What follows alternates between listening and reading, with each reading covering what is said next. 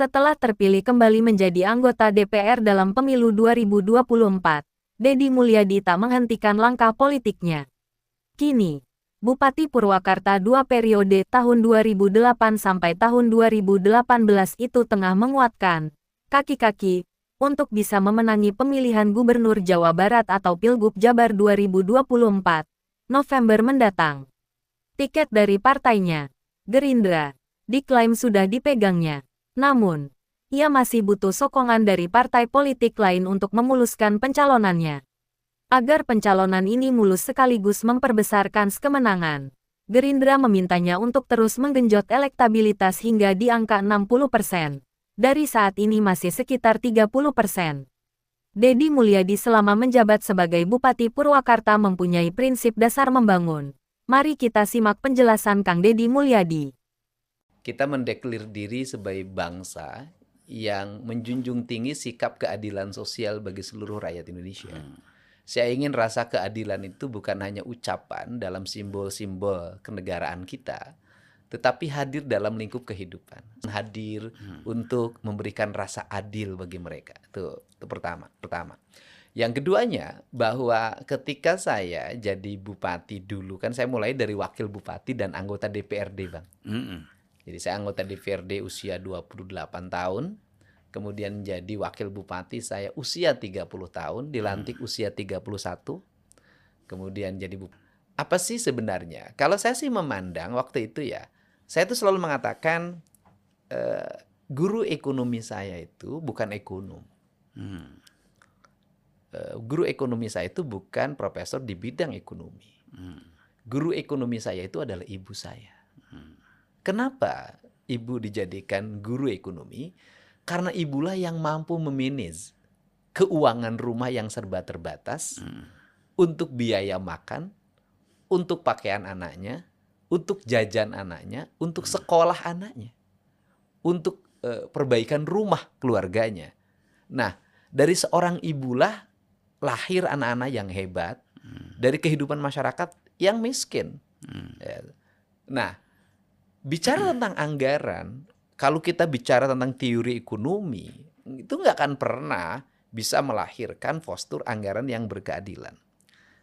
Tetapi kuncinya adalah kunci seorang ibu. Nah, apa sih ibu saya itu dulu Ibu Karsiti?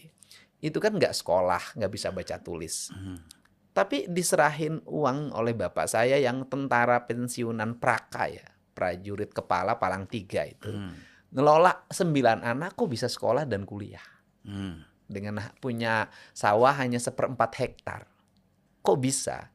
Karena kuncinya ibu itu memanage uang dengan baik. Bagaimana dia memanage uang dengan baik? Seorang ibu itu adalah, ibu saya tidak berpikir mengambil uang itu dulu untuk kepentingan dirinya. Maka yang dia pikirkan adalah kepentingan anak-anaknya. Begitu juga anggaran. Ketika kita memegang anggaran, kita tidak dulu berpikir untuk kepentingan kita. Rumah dinas, mobil dinas, perjalanan dinas, biaya makan minum, kemudian alat tulis kantor, jamuan tamu. Kalau itu dikesampingkan dulu, dikesampingkan bukan berarti hilang, itu dikecilin dulu, diutamakan dulu apa yang menjadi kebutuhan rakyat. Apa kebutuhan rakyat? Saya waktu itu pakai istilah sederhana. Jalan lecir, cai ngalir, beteng buncir, huntu nyengir, itu bahasa Sunda. Karena kita berhadapan dengan masyarakat. Diterjemahkan dong. Ya, berhadapan dengan masyarakat yang harus mudah kita menyampaikan dan bisa dipahami.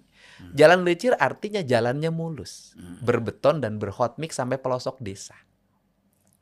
Kemudian cai ngalir artinya airnya mengalir dari gunung sampai ke laut.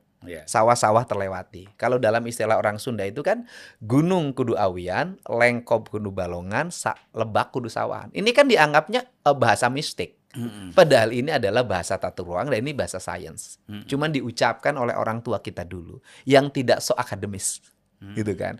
Gunung kudu awian artinya hutan harus utuh. Lengkop kudu balongan, bendungan-bendungan harus terisi dengan air. Kemudian lebak kudu sawahan, airnya harus mengalir ke sawah-sawah. Nah, Ini. Kemudian yang ketiga adalah beteng buncir, perut rakyatnya terpenuhi. Karena kebutuhan pangannya tersedia dengan harga yang murah. Tetapi juga produksi pangannya harus diperhatikan oleh negara agar menjual harga pangan tidak terlalu murah juga, kasihan juga petani. Nah, kemudian yang keempat adalah huntu nyengir, rakyatnya tersenyum. Karena dalam cara berpikir orang Sunda ini, hidup orang Sunda yang senang itu apa? Ngahna ngahening. Ngenah nyandang, ngenah nyanding, tapi tong nyandung. Gitu loh, Pak. Ini kan bahasa kebudayaan. Ngahna ngahening itu apa artinya? Hidupnya tentrem. Kan gitu. Ngenah nyandang itu artinya dia bisa berpakaian dengan baik. Ngenah nyanding, dia bisa hidup berumah tangga dengan baik, gitu kan. Ngenah nyandung, nah itu nggak boleh, janganlah. Masa harus poligami sih? Nah, ini prinsip-prinsip dasar ini menjadi dasar untuk membangun masyarakat yang tenang. Masyarakat yang tenang.